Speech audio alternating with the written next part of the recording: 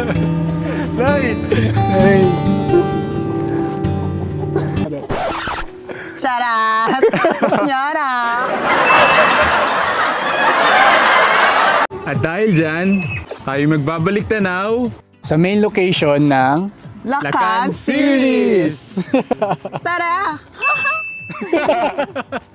So, ang first stop natin ngayon ay ang bahay ni Nanay Seni, which is the main location ng Lakan Series. And ayan. What can you say, Julia? I'm so super duper speechless nung nakita ko tong place na to. At sigurado ma-mesmerize din kayo once na nakita nyo ang pinaka main location ng Lakan Series. Kaya, let's go na. Come on. Wow. Let's go! Ito, ayan yung bahay na ni Zen. Actually, nandito na kami. Nandito kami. Ayan. Diba ang cute? Oo. Before, yan. Dati buo pa yan. Mm. So, diba? Nanay Seni, dito ka. Fresh na na. Kabataan ni Nanay Seni. Kabataan. Ayan. Diyan nag-o-chow Wala ka si na ba? Nanay Seni. Dati walang ano yan. Anong tawag dito? Walang tambak na lupa. Tapos nung nabagyo nga, nagkaroon ng parang kalamidad last year, 2020. Ayan, natabunan siya ng almost 3 feet. So, yun. So yun, dito kami nag-ano nun. Dito na. Nagpapala. Yes. Kita nyo sa Yan. Lakan. So, boom. Hindi na rin kasi talaga kayang hukayin kasi halos lahat pantay na 3 feet or 4 feet yung natambak na lupa. So, yun, ginawa na lang ng paraan. Yun, cute pa din naman siya, gaya ng sabi ni Julia. Yeah, Tara, super. pasukin na natin. Ano ang papasukin? Ang bahay ni Nanay Bahay Seni. ni Nanay Seni. Come on, let's go! Uy, medyo madilim ang bahay mo, Nanay Seni. Yes, come on. Tara dito, Jan at Kaloy. Come on. Kumain na ba kayo? O, Ditas! Pasok dito. Ano yung mga naaalala mo dito? Dito kayo laging kumakain. Ayan. Talaga ba? Diyan kami Yes. kumakain? Paano Dito kayo kumakain dito. Nagkakainan? Kumakain. Kumakain. Tapos dito dumaan si Ditas. Gano'n siya. Sino yan? Di ba? Naalala ko din dito. Di ba? Oh. Yung kainan, tinginan, no? Oo. So yun, nandito yun, parang dyan, tapos dito. Kainan ng talong at ano. Ng talong at longganisa. Longganisa. Oo, Yes. Tapos si Ditas, anong sabi ni Ditas?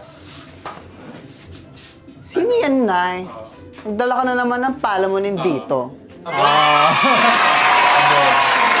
Hindi namin masyadong ginagalaw yung mga gamit kasi naka-preserve siya. Kasi yung pala. Oo, yun, naka-preserve. Naka-preserve siya. So kung ano yung nasa shooting, Yun din. nalaka. Ito pa rin yun. Hindi namin siya ginalaw. Ito rin itlog at nakinain nun, no? Ano ba to? Ay, may itlog pa. Ito yung luto ni Nanay. Namin, no? Oh, ito yung huling luto ni Nanay Seni before siya dalhin sa ospital. Ano naman meron sa taas? Kaya may pink na Ito pala yung tayo hagdan. dito. Hindi ko alam yung show. May pink na hagdan. So dito sa bahay ni Nanay Seni, meron talagang pink na hagdan. Check muna tayo sa bahay ni Nanay. Grabe, kuya. Ayan, may speaker si Nanay Seni na malaki. Wow. Ay, napundar niya yan. Napundar niya nung naibenta niya yung palay. Ayan. Dito yung di ba? Lasing si Ayun. si John. Nung lasinggero Lasing si siya. John. Tingnan natin. Nalasing siya. Hoy, iba Yan. na. Iba naman yung So yun, sumuka ka na. Suka. Ano ba yan, John? Suka siya. Tapos pupunasan kita, asan ba yung brief dito?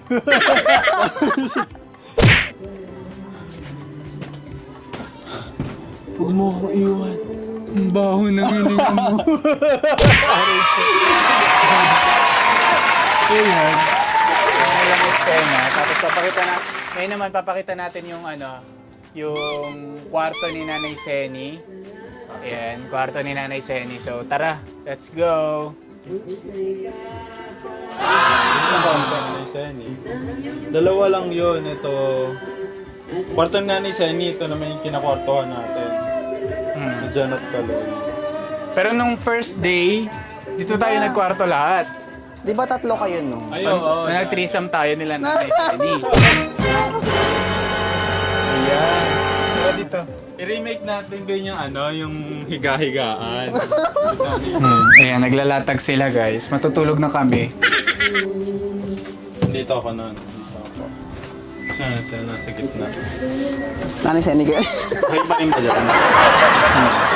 So, itong scene na to, ano muna tong scene na to? Ayan. So, etong scene na to, ito yung unang-unang tulog nila ni John. Galing dito sa bahay. galing Manila. Ayan.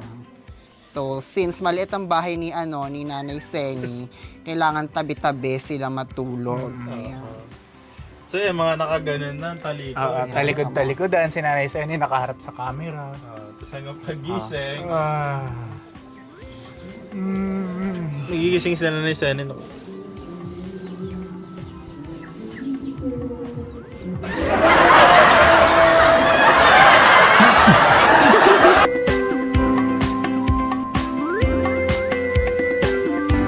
So, etong scene na ito, mahuhulaan nyo kaya? So, itong mga scene na to is very memorable or isa sa mga scene sa Lakan. Hulaan nyo na lang kung anong episode to. I-comment nyo sa baba. Yes, come on.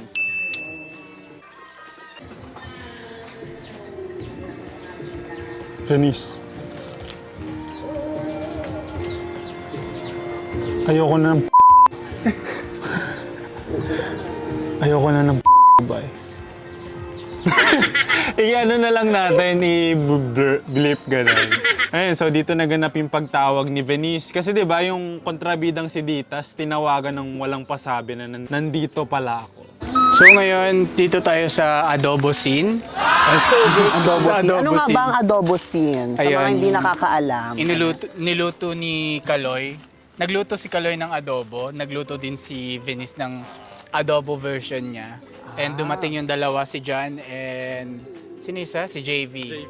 Ayan. So, ito pala ay Battle of the Adobo. Ayan. So dito, ayan, naka-padlock siya ngayon eh. Naka-padlock siya. Ayan, naka-padlock siya. Andito yung Andito yung lamesa.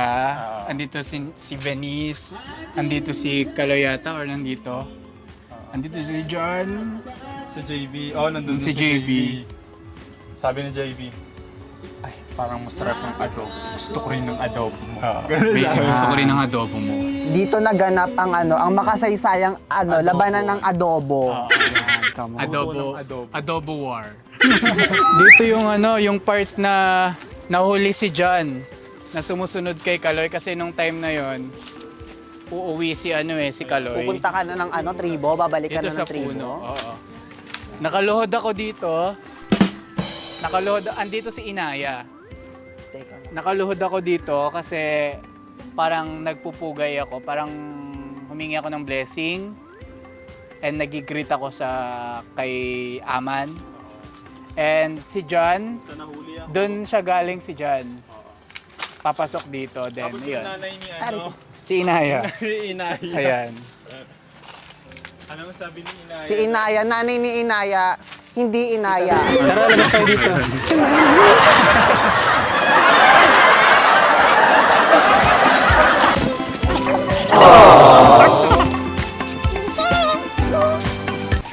Ayan, may scene din dito Ay, oo, may part na scene to. din.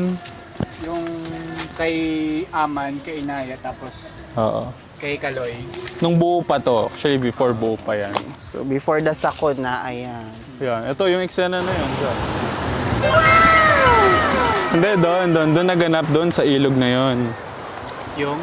Alin? Doon inanod sila, yung tribo nung bumagyo, Ah, doon siya okay. ginanap. Yun. Kasi before pa yan, malalim yan. Okay. Oo, may doon. Tawag doon? May kahoy doon na malaki. Yun Oo. ba yun? I'm not sure.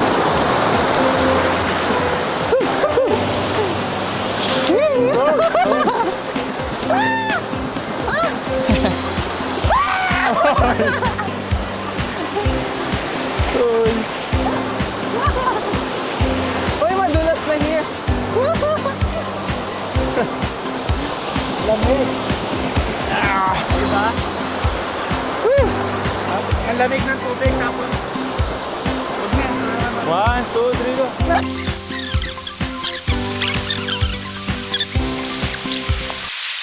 Kung naalala nyo, sa kabila, pag tumawid kayo sa kabila, doon yung scene na nag-away si Kaloy at Suntukan. Jan, yung suntukan. Ibang suntukan Dito. to, totoong suntukan. Suntukan. Totoong Iba kasi alam ng suntukan.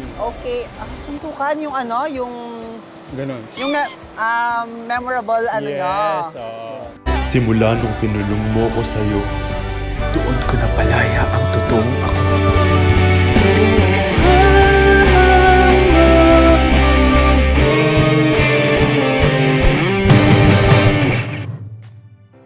Simula Simula nung nang kinulong Kilong mo ako sa'yo. doon ko napalaya ang totoong ako. Ayan. So yun, doon yun yung part na yun. And ano pa ba? Yun, doon din yung pinaka-ano. chemi scene. Doon din sa likod kabila. namin, sa part ng sa likuran namin, doon yung kay Missin, yung sa ilog, then ano ba? Sana makapunta rin tayo doon pagka ano, siguro bukas or ano. Tapos yun, madami pang location na pinagganapan. How you like that? You gon' like that? Da-da-da-da-da-da. How you like Bundok na to, yung sa likuran namin, ito yung pinaka-iconic na bundok na kung saan laging ume-enter at nag-exit si Lakan. Jan. Eh? Si Kaloy, si Kaloy. Kaloy. Si Kaloy. Every time na pagpababa siya sa mula sa tribo, Yes. So yun. mula sa tribo, and ayun. Yun din yung montage na ano nga nagsimula yung Lakan, di ba? Yes. AC Circle Production, ganun. Yun, dito nagsimula yung Lakan. Pag ano, So naka-drone dito siya. yung ano, aerial view. ng Yun, ano, yung drone, yes. Aerial view ng ano. Kayo ba, anong na-miss nyo sa ano? Sa Lakan. Lakan, ayan. Comment kayo sa baba kung ano yung mga na-miss nyong places. Ayan, mga na-miss nyong scene. Ayan. Comment lang kayo sa baba. Yan. Comment lang din kayo kung gusto nyo gawan natin ng full tour Yes. ang Lakan series. Lahat ng location, Location. natin puntahan natin, no? Yes, oo, dami pa Part mga by hindi tayo part. napuntahan. So isa pa lang to sa mga ano, sa mga Main location. location ng ano ng Lakan series. Ayan.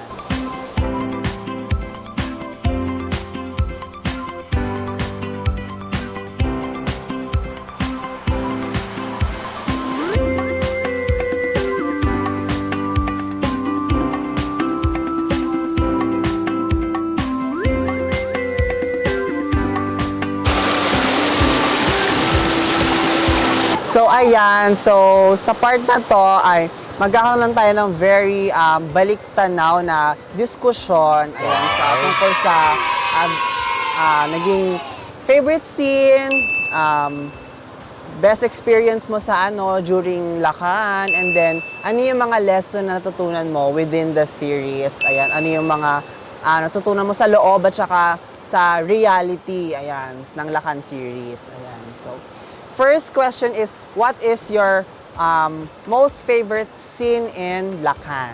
Ayan, ikaw muna. Kaloy. Ayan.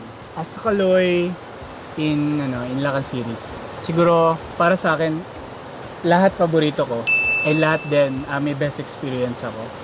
And ano yung natutunan ko sa Lakan series or sa scene na sa mga scene, siguro I've learned how to adjust.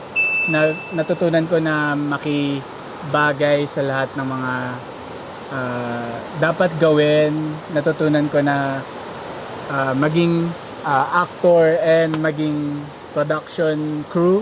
Kaya natutunan kong halos natutunan ko lahat eh. Kasi lahat ng pag-a-adjust. Ganun. And nung time na nahihirapan yung Lakan, isa ko sa mga taong nahirapan, and isa din ako sa mga tao na bumangon na there's hope, and there's hope na matatapos namin yung Lakan kahit na may mga bagyo and ang dami-daming problem. Ayan, so Don't give up. Yes, don't give up. Don't give up. Ayan ang ano. Ganun pala dapat. Yes, don't give up. Yan. May Lebanese-ism, Lebanese-ism. Levelism. Yun yun. Ayan, so punta naman tayo kay Jan. So what is your favorite scene? Favorite scene muna sa Lakan. For me kasi unforgettable moment yung yung Kemes scene kasi sobrang lamig nga, 'di ba? Pero Kemesin. yes. Pero for me, siguro yung for Jan yung pagdating niya, yung dun sa CR scene. CR scene. That was on Oo. episode 1. Yes, kasi kahit ako, promise, kinilig ako na dun sa scene na yun, parang hindi kasi kami yung iniisip namin Parang basta yun yung character. first parang spark nilang dalawa, 'di ba? Parang sa tinginan pa lang nila. Hindi natin alam pwedeng mangyari pero kinikilig tayo, ganun. Parehas naman silang lalaki, di ba? Parang ganun. Nakakakilig, nakakatuwa na doon nagsimula yung lahat sa simpleng titigan na ganun. Yes. Ayan. So, next question is, what is your best experience during shoot ng Lakan series? Oo. Ayun nga siguro, gaya ng sinabi ni Ken, na kahit na anong nangyayari na dumadating sa Lakan series, sa mga shoot namin, sa pangyayari sa shoot namin.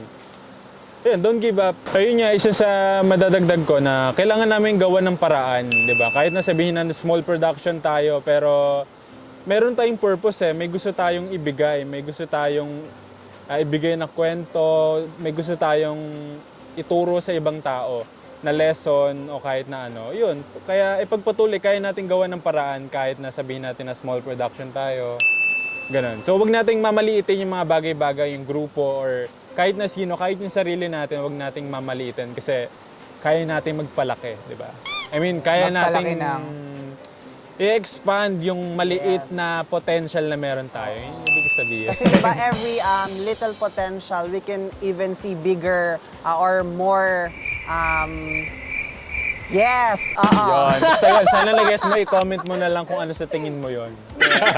Hindi kasi 'di ba pag kapag kasi small production parang sa tingin ng iba walang binatbat, parang para sa akin yung minsan yung mga mas maliit pa na production yung pa yung mas promising or mas marami pang stories to share or to acknowledge pa ng ibang tao, 'di And ba? ang kulang lang sa kanila is kailangan nila ng parang resources to execute yung yung ideas and yung mga kung ano mang gumugulo at tumatakbo sa mga utak ng mga nagsulat, nagdirect, di ba? At ng mga actor from that small production.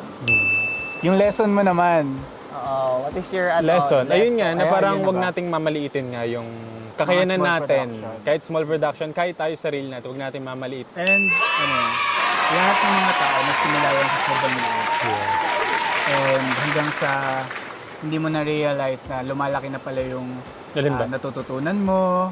Natututunan. Sorry. Yes, natututunan mo and yung success, di ba? Lumalaki na rin. So Ang lahat, palakihan. success. Success. Oo. I love that. Success. Success. Success.